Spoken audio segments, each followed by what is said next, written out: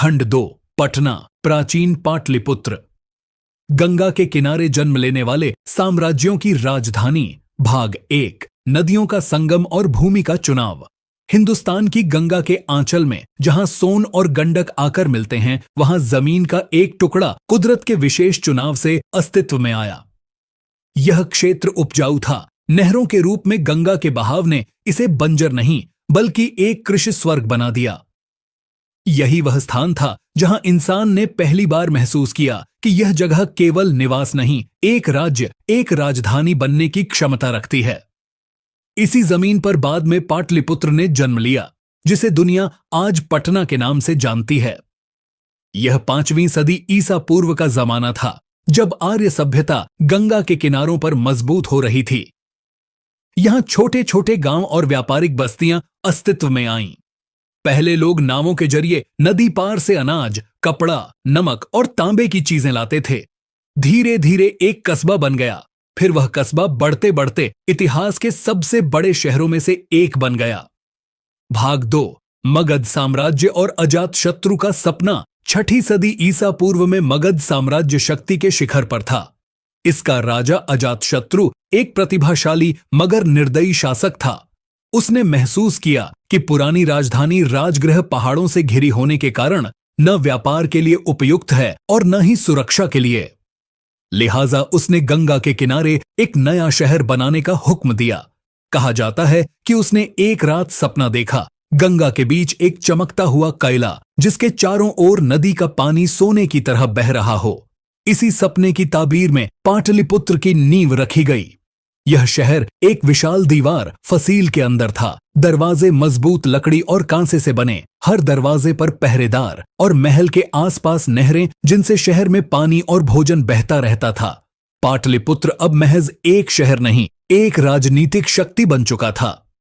भाग 3 ज्ञान और विवेक की नई राजधानी। पाटलिपुत्र ने जल्द ही ज्ञान और दर्शन का केंद्र बनना शुरू कर दिया। यह वह दौर था जब बुद्ध और जैन धर्म की शिक्षाएं हिंदुस्तान के मानसिक क्षितिज पर रोशनी फैला रही थीं। बौद्ध धर्म के अनुयायी यहां मंदिर बनाते, जैन धर्म के साधु यहां उपदेश देते और हिंदू आर्षि मुनि अपने आश्रमों में दर्शन शास्त्र पर बहस करते। यहां के नागरिकों ने राजनीति, धर्म, व्यापार और संस्कृति को एक नए संतुलन में जोड़ा। पाटलिपुत्र तलवार और ज्ञान दोनों की भूमि बन चुका था। भाग 4 चंद्रगुप्त मौर्य का युग। चंद्रगुप्त मौर्य एक नौजवान सिपाही चाणक्य की बुद्धिमत्ता और योजना के साथ नंद साम्राज्य का खात्मा करके मगध की गद्दी पर बैठा। उसने पाटलिपुत्र को अपनी राजधानी के रूप में चुना। यह फैसला इतिहास बदल देने वाला साबित हुआ। चंद्रगुप्त ने सेना को संगठित किया, कृषि सुधार किए और व्यापारिक रास्ते बहाल किए। पाटलिपुत्र में एक विशाल शाही महल बनवाया गया, जिसके बारे में यूनानी राजदूत मेगस्थनीज ने लिखा। इसके खंभे सुनहरे फूलों से सजे हैं और नहरें महल के नीचे से गुजरती हैं ताकि गर्मियों में ठंडक रहे। मौर्य साम्राज्य की शक्ति इसी शहर से फूटी। यहीं से उत्तर पश्चिम में सिकंदर के सेनापतियों को शिकस्त दी गई। यहीं से दक्षिण भारत तक दूत भेजे गए। पाटलिपुत्र एशिया का राजनीतिक दिल बन गया। भाग 5 चाणक्य और अर्थशास्त्र का दर्शन। पाटलिपुत्र के दरबार में केवल तलवारें नहीं थीं, कलम भी उतनी ही ताकतवर थी। चाणक्य, कौटिल्य ने इसी शहर में अपनी मशहूर रचना अर्थशास्त्र लिखी। यह किताब आज भी राज्य व्यवस्था, वित्त, गुप्तचरी और सैन्य रणनीति का शाहकार समझी जाती है। चाणक्य ने राजा को सिखाया कि साम्राज्य महज हथियारों से नहीं बल्कि ज्ञान, अर्थव्यवस्था, न्याय और गुप्त सूचनाओं से चलता है। पाटलिपुत्र के दरबार को अगर शक्ति की यूनिवर्सिटी कहा जाए तो अनुचित न होगा। भाग 6 अशोका का उदय। चंद्रगुप्त के बाद उसका पोता अशोक महान सिंहासन पर बैठा। शुरुआती दिनों में वह एक कठोर सैनिक राजा था, लेकिन कलिंग की जंग में खून खराबा देखकर उसके दिल में क्रांति आ गई। पाटलिपुत्र वह स्थान था जहां अशोक ने बौद्ध धर्म अपनाया और अपने दिल को तलवार से किताब की ओर मोड़ दिया। यहां उसने वह फरमान लिखवाए जो पत्थरों पर खोदे गए और आज भी हिंदुस्तान, नेपाल, पाकिस्तान, अफगानिस्तान तक बिखरे मिलते हैं। भाग 7 अशोक का आध्यात्मिक साम्राज्य। पाटलिपुत्र के महल में धर्म सभा आयोजित होती थी, जहां विभिन्न धर्मों के प्रतिनिधि इकट्ठा होकर मानवता, न्याय और नैतिकता पर बातचीत करते थे। यहां से बौद्ध धर्म के प्रचारक श्रीलंका, बर्मा और मध्य एशिया तक भेजे गए। अशोक ने पाटलिपुत्र को दुनिया के लिए शांति और समानता की निशानी बना दिया। भाग 8, व्यापार का चरम। अशोक के द्वार में पाटलिपुत्र एक अंतर्राष्ट्रीय बंदरगाह बन चुका था। गंगा नदी पर बड़ी नावें चलती थीं। ईरान, चीन और यूनान के व्यापारी यहां आकर रेशम, हाथी दांत, मसाले और जवाहरात खरीदते थे। शहर में बाज़ारों की कतारें और गलियों में ऊंटों की घंटियां बजती थीं। रात को दीपों से पूरा शहर जगमगाता और गंगा के पानी में उनकी झलकियां चमकती थीं। भाग 9, पतन का आरंभ। अशोक के बाद साम्राज्य कमजोर हुआ। उसके बेटे और पोते गद्दी के लिए लड़ते रहे। पाटलिपुत्र के महलों में साजिशें और बाजारों में बेचैनी बढ़ने लगी। दुश्मन उत्तर से सीमाओं पर दिखाई दिए। समय के साथ शहर की दीवारें कमजोर हो गईं और गंगा ने अपनी दिशा बदलकर कई हिस्से बहा दिए। एक युग का सूरज डूबने लगा। भाग 10, शुंग और कण्व साम्राज्य। मौर्य साम्राज्य के बाद शुंग राजाओं ने सत्ता संभाली। पाटलिपुत्र अब भी राजधानी रहा, मगर रौनक कम हो चुकी थी। यह युग धार्मिक बदलाव का था। बौद्ध धर्म का पतन, हिंदू धर्म दोबारा उभरा। मंदिर बनने लगे, दर्शन शास्त्र दोबारा रीति रिवाजों में गुम होने लगा। पाटलिपुत्र अब राजाओं का नहीं, पंडितों और ब्राह्मणों का शहर बनता जा रहा था। भाग 11, गुप्त साम्राज्य का उदय। 4वीं सदी ईस्वी में चंद्रगुप्त प्रथम और समुद्रगुप्त ने फिर से पाटलिपुत्र को जीवन दान दिया। गुप्त काल हिंदुस्तान का स्वर्ण युग कहलाता है। यह वह समय था जब कला, साहित्य, गणित और दर्शन ने नया जन्म लिया। कालिदास ने अपनी मशहूर कविता रघुवंश यहीं लिखी। आर्यभट्ट जैसे गणितज्ञ ने शून्य और पाई, NPI के विचारों को मजबूत किया। पाटलिपुत्र ज्ञान और संस्कृति का रोशन मीनार बन गया। भाग 12, कला और वास्तुकला की पूर्णता। गुप्त वास्तुकला में पाटलिपुत्र ने मिसाल कायम की। यहां के मंदिरों में पत्थर के बजाय ईंटों का इस्तेमाल हुआ। खंभों पर कलश और फूलों के नक्श और दीवारों पर रंगीन तस्वीरें। यह वह जमाना था जब शहर में संगतराशी, मूर्तिकला और सोने के सिक्के आम हुए। हर गली में कारीगर अपनी कला दिखाते। यह युग सादगी और खूबसूरती का हसीन मिश्रण था। भाग 13, हूणों का हमला। 5वीं सदी में उत्तर से हूण हमलावर आए। उन्होंने कई शहर तबाह किए। पाटलिपुत्र भी उनकी बर्बरता से सुरक्षित न रह सका। आग, खौन और राख ने एक बार फिर इस शहर के चेहरे से रौनक छीन ली। मगर गंगा के किनारे बसने वाले लोग फिर उठ खड़े हुए। उन्होंने खंडहरों पर नई जिंदगी की नींव रखी। यह पटना का पहला पुनर्जन्म था। भाग 14, पालकाल और बौद्ध धर्म की वापसी। 8वीं सदी में पाल साम्राज्य उभरा, जिसने बौद्ध धर्म को दोबारा बढ़ावा दिया। पाटलिपुत्र के चारों ओर नालंदा, विक्रमशिला जैसे महान शिक्षण संस्थान बने। यहां दुनिया भर से विद्यार्थी आते और दर्शन, तर्कशास्त्र, चिकित्सा और गणित पढ़ते। पाटलिपुत्र एक बार फिर ज्ञान की राजधानी बन गया। भाग 15, इस्लामी युग की दहलीज। 12वीं सदी में उत्तर से तुर्क और अफगान हमलावर आए। पाटलिपुत्र की दीवारें समय की मार से कमजोर थीं। शहर एक बार फिर लूटा गया, मगर खत्म नहीं हुआ। इस्लामी युग में इसे पटना कहा जाने लगा। यही वह मोड़ था जहां प्राचीन पाटलिपुत्र एक नई सभ्यता, नई भाषा और नए रंग में ढलने लगा। गंगा के किनारे अजआन की आवाज गूंजी। भाग 16, इस्लामी फतह की आहट। 12वीं सदी ईस्वी में जब उत्तर भारत पर तुर्क हमले शुरू हुए, तो गंगा के किनारे पाटलिपुत्र एक झकमी बूढ़े शहर की तरह था। वह अब भी खड़ा था, मगर उसकी दीवारों पर कमजोरी के निशान थे। मोहम्मद बिन बख्तियार खिलजी ने जब बंगाल की ओर चढ़ाई की, तो पाटलिपुत्र उसकी राह में आया। शहर को लूटा गया, पुस्तकालय जला दिए गए और वह नालंदा, विक्रमशिला के बुद्धिजीवी जो ज्ञान की आत्मा थे, राख हो गए। मगर यह शहर अजीब फितरत रखता था। जब भी गिरता, जमीन की मिट्टी से एक नई सांस लेता। धर्म बदल गए, लोग बदल गए, मगर गंगा के किनारे वही जीवन की लय बाकी रही। भाग 17, दिल्ली सल्तनत के साये में खिलजी और तुगलकों के द्वार में पाटलिपुत्र राजनीतिक केंद्र नहीं रहा, मगर दिल्ली सल्तनत के गवर्नरों ने यहां छोटे कैले और चौकियां स्थापित कीं। पटना अब एक प्रांतीय स्थान बन गया था। कारोबार कम, मगर खेती और व्यापार बाकी रहा।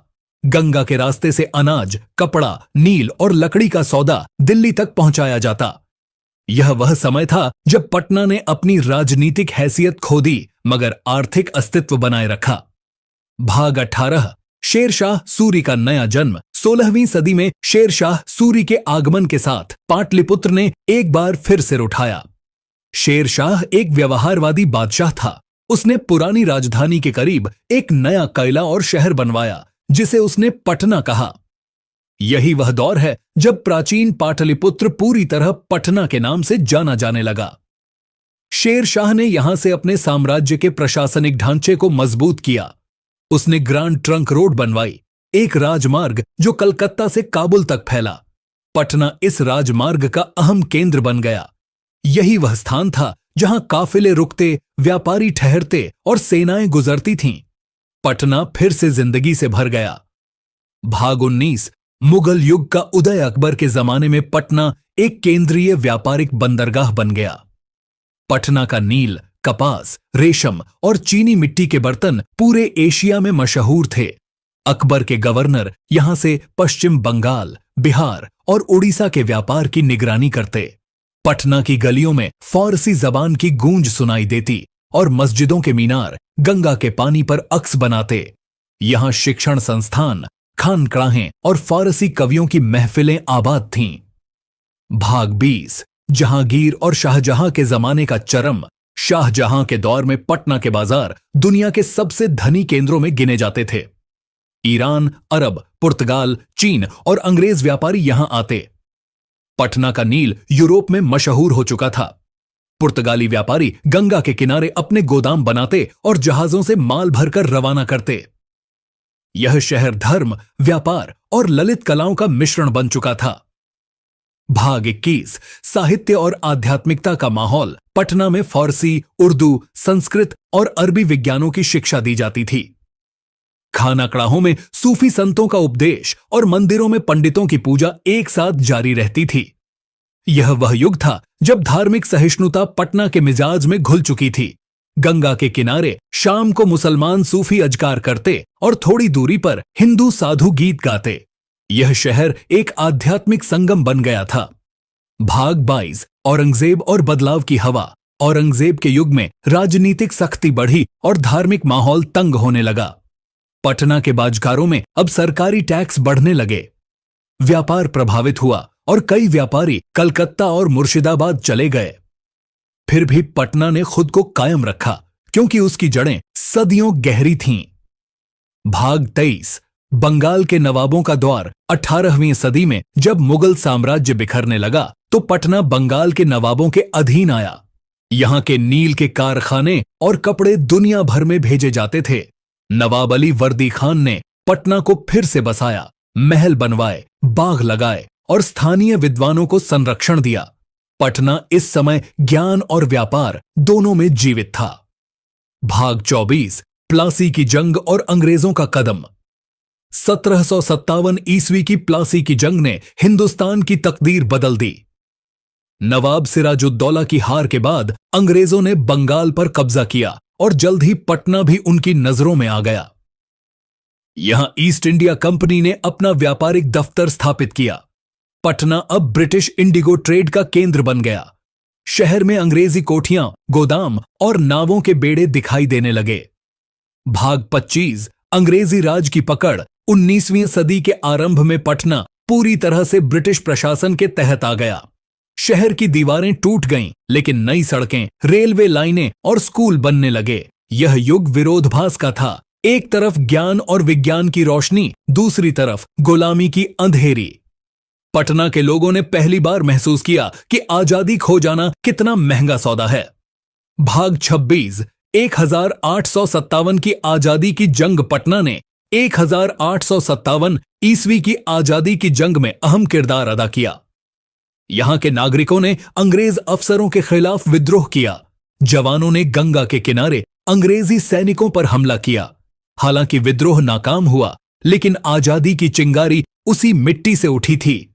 अंग्रेजों ने सख्ती से शहर को कुचला, मगर पटना के दिल में बगावत की आग बुझी नहीं। भाग 27 शैक्षिक जागरूकता। 19वीं सदी के आखिर में पटना में नए शिक्षण संस्थान स्थापित हुए। Patna college 1863, Patna medical school 1874 और बाद में पटना यूनिवर्सिटी 1917। ये सब इस शहर के शैक्षिक पुनरुत्थान की निशानी बने। यहां से ऐसे दिमाग निकले जिन्होंने हिंदुस्तान की आजादी में वैचारिक बुनियाद रखी। भाग 28 राष्ट्रवाद की लहर।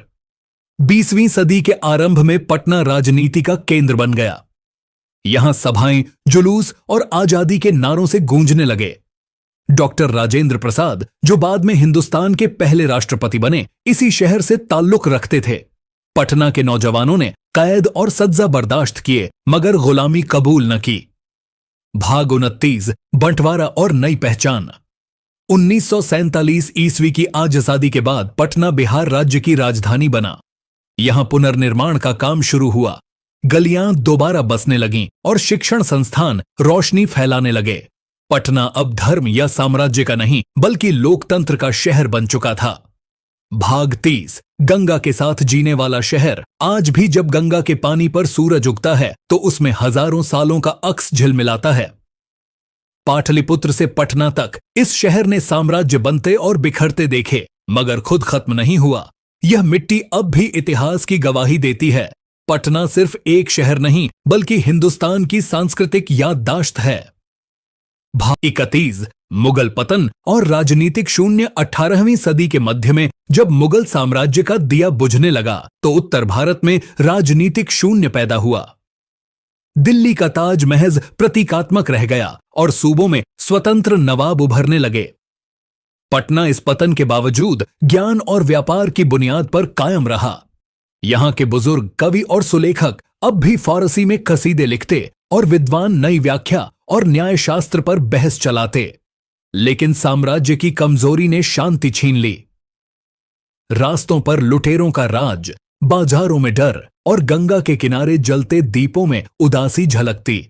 पटना के माहौल में एक बेचैनी थी। लोग जानते थे कि कोई नया युग आने वाला है, मगर उसकी शक्ल क्या होगी कोई नहीं जानता था। भाग 32 नवाब मीर कासिम और अंग्रेजों की चाल। 1750 के दशक में मीर कासिम ने नवाब बंगाल के रूप में सत्ता संभाली। वह एक समझदार मगर जिद्दी शासक था। उसने पटना को अपनी सैन्य शक्ति का केंद्र बनाया और अंग्रेजों की व्यापारिक एकाधिकार खत्म करने की कोशिश की। यह वह लम्हा था जब पटना एक बार फिर विरोध का शहर बन गया। जब अंग्रेजों ने टैक्स से छूट मांगी, मीर कासिम ने साफ इनकार कर दिया। नतीजा, पटना के बाजारों में अंग्रेजी फौजों का तांडव, गोलाबारी, आग और लूटपाट। शहर की पुस्तकालयें, स्कूल और खानकाहें जल गईं। यह वह जख्म था जो सदियों तक महसूस हुआ। भाग 33 1764 की बक्सर की जंग, जो पटना के करीब लड़ी गई, हिंदुस्तान की तकदीर बदल दी। मीर कासिम, शाह आलम द्वितीय और शुजाउद्दौला की संयुक्त सेनाएं अंग्रेजों के सामने हार गईं। उस दिन से पटना समेत पूरा बिहार ब्रिटिश कब्जे में चला गया। ईस्ट इंडिया कंपनी ने गंगा किनारे अपने दफ्तर, निवास स्थान और गोदाम बनाए। अंग्रेज अफसर अब नदी के किनारे शाम की चाय पीते और नील के व्यापार के मुनाफे गिनते। पटना की आत्मा जख्मी थी, लेकिन जिंदगी रुक नहीं सकी। मजदूरों ने फिर से खेतों में हल चलाया, शिक्षकों ने बच्चों को अक्षर सिखाया और गंगा के किनारे शाम के वक्त अब भी दिया जलता रहा। भाग 34 शैक्षिक जीवन की नई करवट। 19वीं सदी की सुबह के साथ पटना का माहौल बदलने लगा। ब्रिटिश शिक्षा प्रणाली ने एक नए वर्ग को जन्म दिया। वे लोग जो अंग्रेजी भी जानते थे और अपनी संस्कृति से भी वाकिफ थे। Patna college, saint Xavier's school और मौलवी मोहम्मद बाकर जैसे शिक्षक नई वैचारिक लहर के प्रतिनिधि बने। यही वह दौर था जब उर्दू गद्य ने पटना में जन्म लिया। कई लेखक और पत्रकार यहां से उभरे जिन्होंने अंग्रेजी राज के खिलाफ कलमी बगावत छेड़ी। ज्ञान अब हथियार बन चुका था। भाग 35 उद्योग और व्यापार में बदलाव। पटना का पारंपरिक उद्योग नील, चावल और रेशम अब अंग्रेजी बाजारों के अधीन हो गया। किसानों पर नील उगाने की जबरदस्ती की गई। जमीनें जब्त हुईं, किसान कर्जदार बने। उनके आंसू गंगा के पानी में शामिल हो गए। लेकिन यही अत्याचार आगे चलकर आजादी की पहल की बुनियाद बना। पटना के किसानों ने पहली बार न्याय का शब्द समझा और उसके लिए लड़ने का संकल्प किया। भाग 36। 1857 की आजादी की जंग का जोश। पटना में 1857 की बगावत किसी सैन्य हुक्म से नहीं, जनता के दिलों से उठी थी। यहां के सिपाही और छात्र विद्रोह के गुप्त संदेश फैलाते थे। मौलवी अहमद उल्लाह शाह और बहादुर नौजवान अंग्रेजों पर हमले करते और नदी के रास्ते हथियार तस्करी किए जाते। हालांकि अंग्रेजों ने सख्ती से कुचल दिया, मगर बगावत ने एक स्पष्ट संदेश दिया। पटना अब गुलामी से परेशान हो चुका था। भाग 37। वैचारिक जागरूकता और उर्दू पत्रकारिता। 19वीं सदी के आखिर में पटना उर्दू पत्रकारिता का केंद्र बन गया। अवध अखबार और सरताजुल अखबार जैसी पत्रिकाएं यहां पढ़ी जाती थीं। कॉलम लेखकों ने धर्म, राजनीति और समाज सुधार पर जोर दिया। महिला शिक्षा, जाति व्यवस्था और आजादी के अधिकारों पर बहस शुरू हुई। पटना अब सिर्फ ऐतिहासिक शहर नहीं रहा, यह सोचने वालों का शहर बन चुका था। भाग 38। गांधी का कदम। 1917 ईस्वी में मोहनदास गांधी पहली बार बिहार आए। पटना उनका पहला पड़ाव था जब वह चंपारण आंदोलन के लिए निकले। यही शहर गांधी और राजेंद्र प्रसाद की मुलाकात का स्थान बना। यहीं से अहिंसा और आत्मनिर्भरता की आवाज उठाई गई।